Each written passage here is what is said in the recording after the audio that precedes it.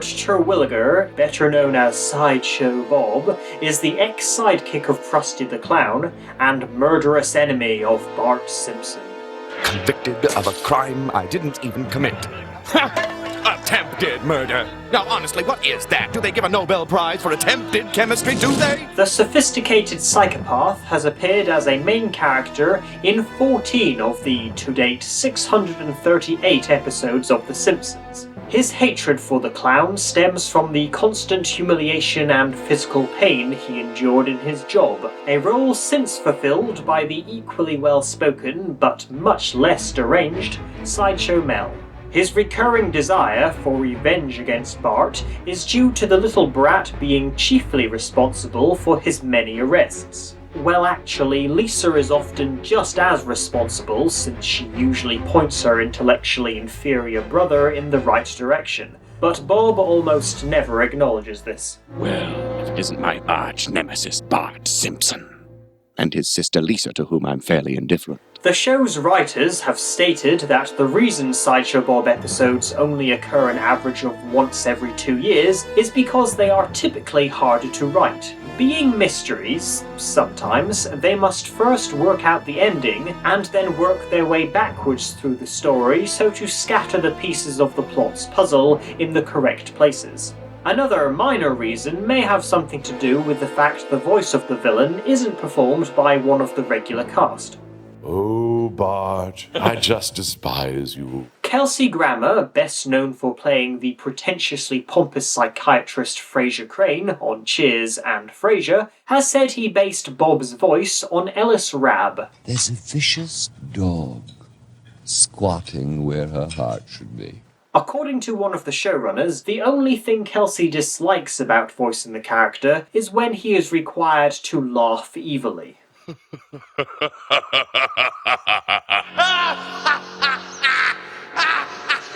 The distinctive voice was originally intended to be provided by Darth Vader himself, James Earl Jones. This is indeed a disturbing universe. Bob's two most unique features, besides his pale skin tone to signify his insanity, or that he is possibly Asian, are his hair and his feet. Oh dear. His palm tree hairstyle was in fact an afro of the same colour in his very first appearance. The design was quickly changed.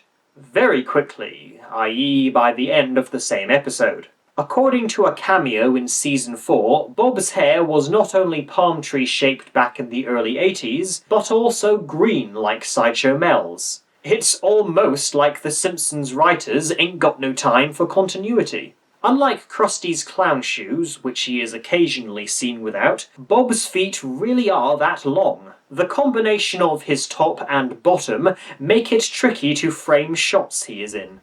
Now let me put this in terms any young boy would understand. You and I have danced a grand pas de deux worthy of Nijinsky, but this is the final plie. In Krusty Gets Busted, the clown is arrested for robbing the Quickie Mart, and so his TV show is handed over to his slide whistle-playing sidekick. My young friends, for years I have been silent, save for the crude glissandos of this primitive wind instrument.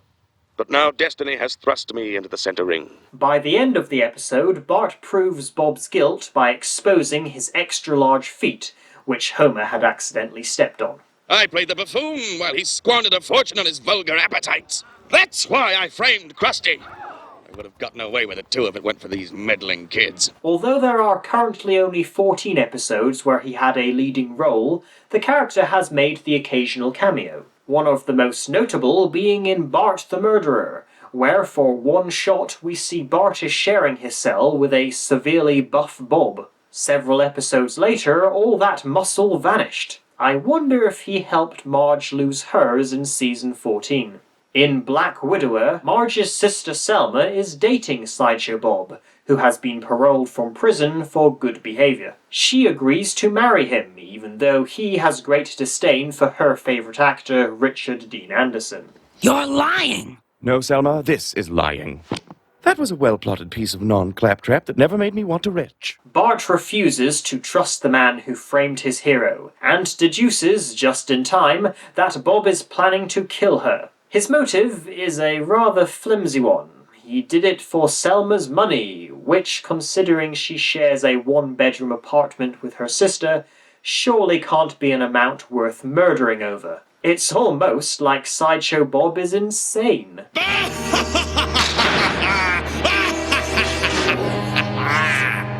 Bob's third main appearance cemented him as a fan-favourite character, as 𝒂𝒂𝒅 is always placed as one of the top Simpson episodes ever made. Beginning with someone sending Bart threatening letters, Bob manages to dupe the parole board into thinking he has no deadly desires whatsoever. Well, what about that tattoo on your chest? Doesn't it say die, Bart, die? No, that's German for the Bart, the. After this, the episode becomes a parody of the movie 𝒂𝒂𝒅, which had been remade 2 years earlier. Excuse me.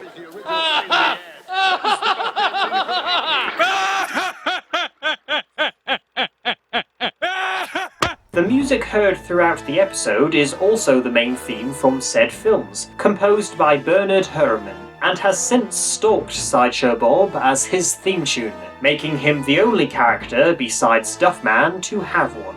Surprise boy in bed. And, disembowel him. No, I don't like that bowel in there. Gut him. Something else occurs in this episode that would become a trademark of the character, and happened only because, even using the show's longest-running couch gag, 𝒂𝒂𝒅 was still 30 seconds too short.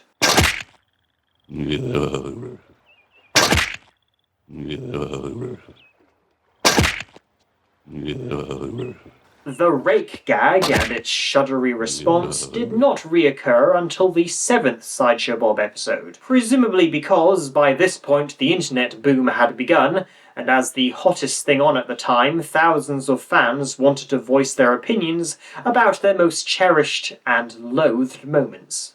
My old arch-enemy.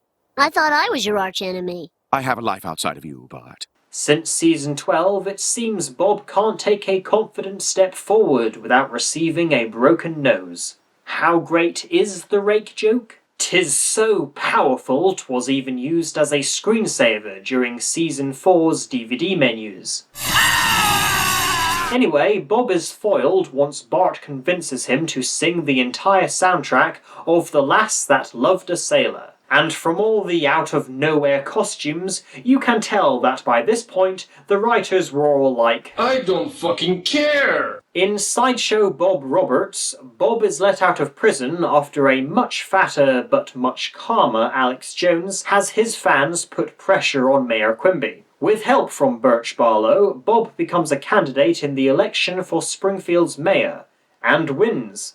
No children have ever meddled with the Republican Party and lived to tell about it. His first act is to destroy the Simpsons' house, but before he achieves this, Lisa uncovers evidence that he rigged the election, which the villain is convinced was all for the greater good. Your guilty conscience may force you to vote Democratic, but deep down inside you secretly long for a cold-hearted Republican to lower taxes, brutalize criminals, and rule you like a king. Being a supporter of the Republican Party is the closest thing Kelsey Grammer and Bob have in common. Well, that and they share the same TV brother, but we'll get to that.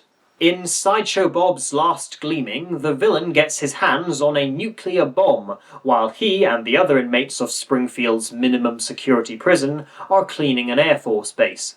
Buzz-cut Alabamians spewing colored smoke from their whiz jets to the strains of Rock You Like a Hurricane? What kind of country-fried rube is still impressed by that? Fueled by his hatred for the chaotic and crude Krusty the Clown show, Bob threatens to detonate the bomb unless the town abolishes television. Farewell. By the way, I'm aware of the irony of appearing on TV in order to decry it, so don't bother pointing that out. The climax of the episode involves Bob kidnapping Bart and flying the Wright brothers' plane to Krusty's hideout with the aim of killing him. Die, Krusty! Die! Oh. Sideshow Bob used to be Krusty the Clown's sidekick, but in 1990 he framed Krusty. The writers had felt the need to remind all viewers who Sideshow Bob was every time he was introduced, and thus a recap would be given of all the evil deeds he had done up to that point. After Brother from Another series, it was decided unnecessary, as not only was the show now so popular across the globe that the audience would know who he was, but also that his list of naughty activities was becoming rather lengthy. After I tried to frame you for armed robbery, I tried to murder 𝒔𝒂𝒏 Bouvier. He rigged an election. And he tried to murder me. I tried to blow up Springfield with a nuclear device. Bob's desire for revenge has faded, and he is let out of prison thanks to his brother Cecil. Cecil was voiced by David Hyde Pierce, who played Niles, Frasier's neurotic brother.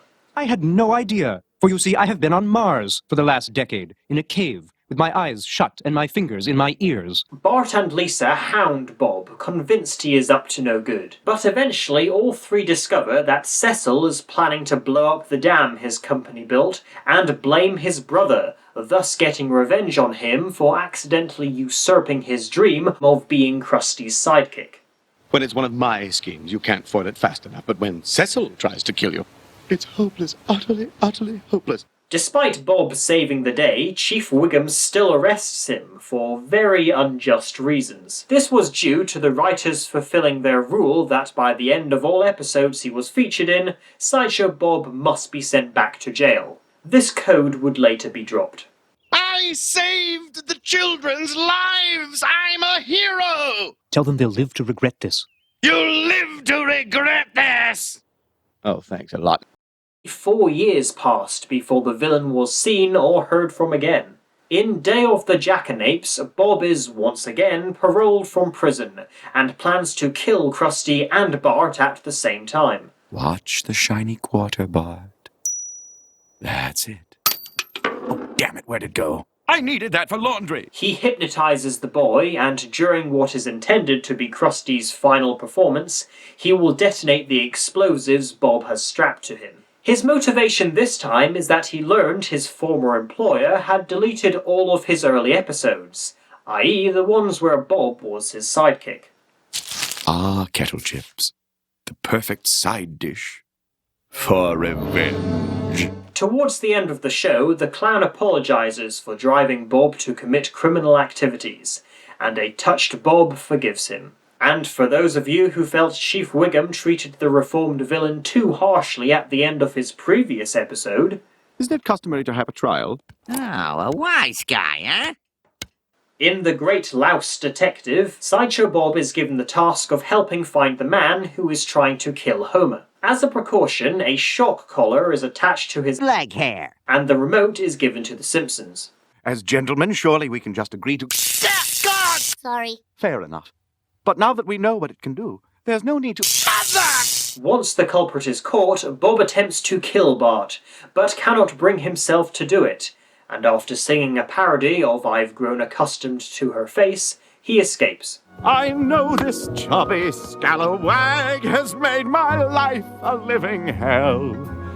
Surely if I drank his blood, I'd be at peace. In The Italian Bob, we find out what happened to the villain after that night. He fled to a village in Italy, becoming its mayor and gaining a wife and child, who is, of course, older than Maggie. However, his friendship with the Simpsons is short-lived, as a drunken Lisa accidentally tears off his suit, revealing his prison uniform, which he was stupidly still wearing for some preposterous plot convenience. You tried to make the murder? But, darling, the boy drove me to murder by exonerating a harlequin who I framed for robbery at the Quickie Mart. Oh, it all sounds so stupid. His career as a respected public figure ruined, Bob vows to kill the Simpsons, but the family managed to escape back to America thanks to Krusty. Ridi pagliaccio sul tuo amore infranto. Kelsey Grammer was awarded an Emmy for his performance in this episode, despite the episode itself being far from outstanding, like the vast majority of this series past season 12. In Funeral for a Fiend, Sideshow Bob has tricked and trapped the family, but his plan to blow them up backfires. Oh dear. Sideshow Bob. Hoist on his own petard. It's hoist with his own petard. Oh, get a life. At his trial, the villain gains sympathy by blaming Bart for his insanity. Also present in the court are Bob's mother and his father, whose voice belonged to John Mahoney, who had played Frasier and Niles' frail but feisty father. That Simpson boy started tormenting him, and he crossed over into dementia. To what degree was this dementia blown? Full.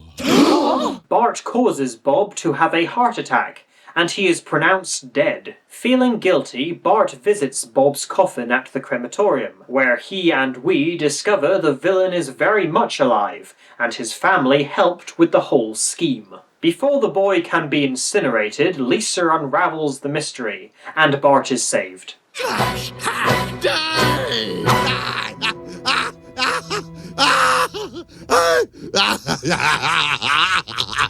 Bob's wife Francesca and his son Gino have not been seen since this episode. Even Hitler didn't like them. Then again, Cecil isn't exactly a recurring character either. That summer, when he wanted to tour the castles of Italy, I wanted to tour the castles of France. So we went to Spain, a compromise that satisfied no one. A month before this episode was broadcast, Sideshow Bob made a brief appearance during a non-interactive scene in The Simpsons game. Don't bother crying out in terror. In space, no one can hear you scream. We're not in space. Well, we're in a spaceship. He is helping space aliens Kang and Kodos to take over the planet. But before he can elaborate further, he faces his fiercest foe. I told you to pick up your space rake. In the Bob Next Door, Bart is terrified of their new neighbor, Walt Warren, as his voice sounds just like the man who has attempted to kill him several times. Meanwhile, Sideshow Bob escapes the prison and warns the Simpson that he is the real Walt Warren.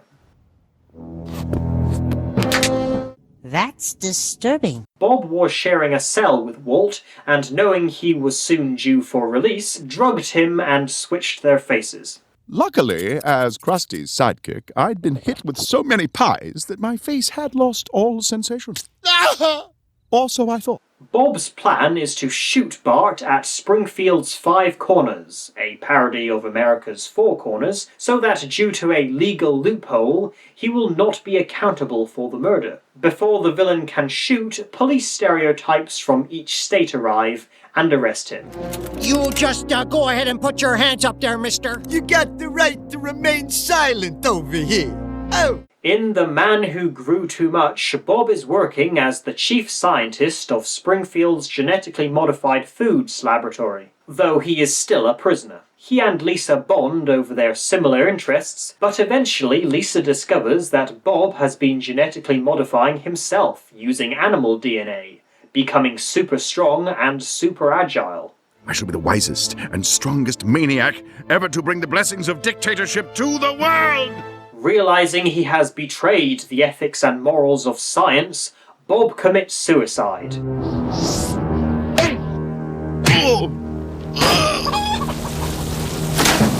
Forgetting that he also used fish DNA. Despite the story concluding with him being free, presumed dead, and somewhat of a mutant, none of this was kept as continuity for his next appearance, which was a cameo in the episode Blazed and Confused. Who gets to gut him like a little pot-bellied salmon? I assumed we'd take turns. No deal. In Treehouse of Horror number 26, Bob took over the first of its 3 segments by finally killing Bart. The deed is done. 24 years of trying to kill a 10-year-old child have finally paid off. After playing with the boy's corpse for a while, Bob tries to move on to new ambitions, but finds nothing brings him joy quite like murdering Bart. And so he builds a machine to bring him back to life, so that he can kill him as often as he wants. The family find his lair, and Homer kills the villain, where he too is reanimated using various animal parts. As of this video, Bob's latest appearance has been in Gone Boy, where the town is searching for Bart as he has fallen down into a World War III bunker / launching base of a bomb. I will find that boy, and I will toast you with his blood. The villain is distraught as the assumed death of his enemy was not at his own hands. A psychiatrist tries to comfort him, but this just serves as Bob's motivation for somehow escaping. Finding Bart thanks to his friend Milhouse, Bob ties them both to the bomb, but has second thoughts. I just need to know, should I kill these children? Sounds like someone's got a case of the shoulds. He decides not to kill Bart, a decision he has made about 4 times now. The episode ends skipping many years into the future, where we and the squeaky-voiced teen's teenage son see that Bob is living in a lighthouse, full of bitter regret for wasting his life because of his desire for revenge against a child. Life is short! Don't spend it on foolish, empty revenge! In addition to his occasional cameos, Sideshow Bob made several main and minor appearances in the monthly released Simpson comics. 2 notable examples are when Bob created an ejection seat for Bart's spot on the school bus in a parody of the movie Speed, and when the villain trains the town's resident bullies how to be the greatest criminal minds. If I had to pick my favourite episode featuring this character, it would have to be Sideshow Bob's Last Gleaming. My foolish capering destroyed more young minds than syphilis and pinball combined. Oh, how I loathe that box. Not just because it was the first time Bob wore his orange jumpsuit, but because it's one of his few appearances where it doesn't take him till the end of Act 1 to appear, and also because it is the only time his villainous scheme threatens to destroy the entire town. Blast! I should have made more demands! Some decent local marmalade, for one. My least favourite Sideshow Bob episode is Gone Boy. We all get tattoos we regret. Which I found to be about as entertaining as watching a dead horse be poked with a stick for 29 years. If you buy a mailbox, I wouldn't have to talk to you anymore. Fine.